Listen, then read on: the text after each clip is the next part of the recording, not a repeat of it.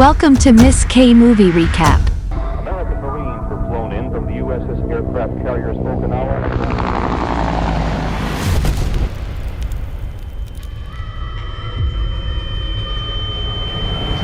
Hi, it's me, Miss K Movie Recap. Now I'll show you a biographical historical thriller film from 2017 called First They Killed My Father. Spoilers are coming, keep an eye out and be careful.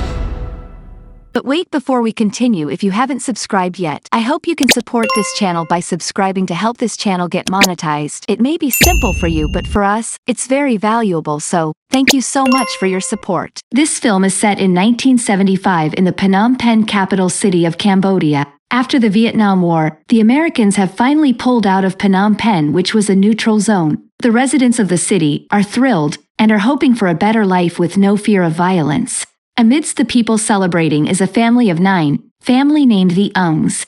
And the father, Pa, is an officer in the National Armed Forces and is a wealthy man taking good care of his family.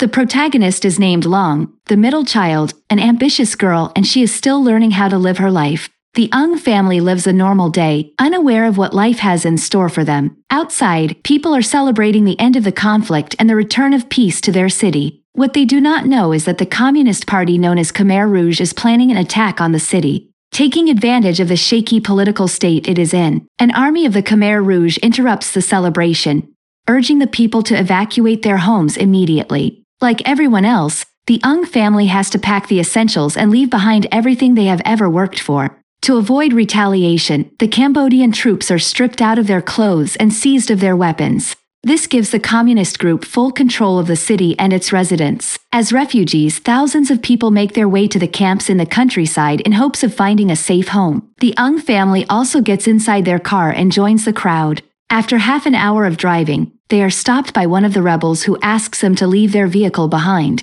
He claims that it will slow them down and will be more useful to the soldiers who are protecting the city. Pa Ung knows that they are being robbed but has to oblige to keep his family safe. Further along the way, the rebels start separating the commoners and government workers. They don't want the government's people in the refugee camp to avoid any spies. Pa is nervous because if they find out he is in the National Army Forces, his life will end short. Hence, at night when no one is watching, he throws his state card into the fire. A confused Loung catches him in the act but doesn't say anything. Like her siblings, she doesn't understand the depth of the situation and thinks that they will return to the warmth of their home in a few days. 3 tiresome days later, when their journey still doesn't end, Loung abruptly stops in her tracks. Upon being questioned by Pa, she claims that they should be home by now. The man decides to be honest and tell her that they won't be home anytime soon, but he wants her to believe he will keep her safe no matter what. A few hours later, they reach a checkpost where the soldiers seize all their belongings. Loung sees her favorite dress being thrown into a basket and all the money they have is taken away. According to the rebels, they are starting a new rule in Cambodia where class doesn't exist, money won't be necessary, and everyone will be equal. Pa lies about his profession to not get caught while he watches some of his colleagues being taken hostage because they used to work for the government. In the afternoon, the family finally reaches the countryside and sees how opposite it is of the lavish life they were living in the city. One thing that catches Loung's eyes is the respected monks being forced to work in the paddy field. Just when the little girl starts to panic, they see a familiar face in the crowd. Their Uncle Lee, who is a farmer in the countryside, has come to help them. He takes them to his house, allowing them to stay with him and start a new life. Little Loung comments that her uncle is poor upon seeing the house. In turn, her father makes her understand that their family is poor too, which means they will have to learn to live differently. A few days later, Loung overhears the elders chat and finds out Uncle Lee supports the communist group who he thinks will save them from the Americans. She is unsettled that he supports the people who kicked them out of their house but doesn't say anything. The next day, their family is asked to find refuge somewhere else because if the rebels find out Pa was in the army, Lee's family will also get into trouble. The Ungs understand the tight situation Lee is in and pack up to go to the nearest refugee camp. They are picked up by a car in the middle of the night and reach the camp by the morning. They soon find out the camp is like a prison with strict rules that the communists think are revolutionary. First, they are asked to dye their clothes black to represent them being on the same level with everyone else. Next, the girls' hair are cut and they are separated into groups to do heavy labor all day. The refugees of all ages work in the field planting grains and vegetables for hours, but when it is time to harvest, the rebels get all the food while the refugees are left with scraps. One night, Loung witnesses an execution of a fellow refugee who used modern medicine to cure his dying son, instead of the medicine the regime approves of. 2 months later of living in such a condition, the family is weak and growing sicker. Then one day, it is announced that the communist army fighting throughout the state needs help. All the young refugees are asked to join the force, including the 3 eldest Ung children. A difficult goodbye marks the last time the family will ever be together. Now, with only her parents and 3 siblings, Loung feels like her life couldn't be worse. But little does she know what future has in store for her. Life goes on as usual with the kids working 10 hours a day in the field with no food or water. During harvest season, Loung's sister is caught sneaking a single bean into her mouth. She is beaten and berated for the mistake, but fortunately for them, the rebel doesn't tell the camp leader. At night, we see Pa pouring a handful of rice into a pouch. He collects some every day to ensure his family will have something to eat when push comes to shove.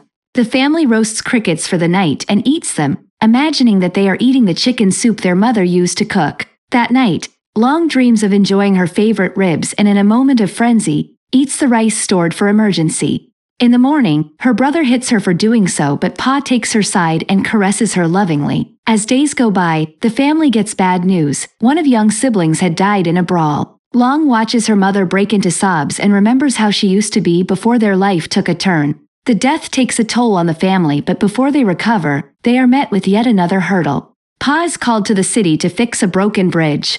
Everyone knows that once he leaves, the chances of him returning is nil. The parents share a teared goodbye as the kids watch them, not understanding the severity of the situation. That night, Loung imagines her father being killed by the rebels. They throw him into a pit filled with corpses and she sheds a single tear, coming to terms with the fact that she will never see him again. A few weeks later, the children are given no food for 2 whole days. To feed the starving children, the mother takes a risk and tells them to steal food from the garden. But the plan ends up horribly when Loung's brother is caught and beaten.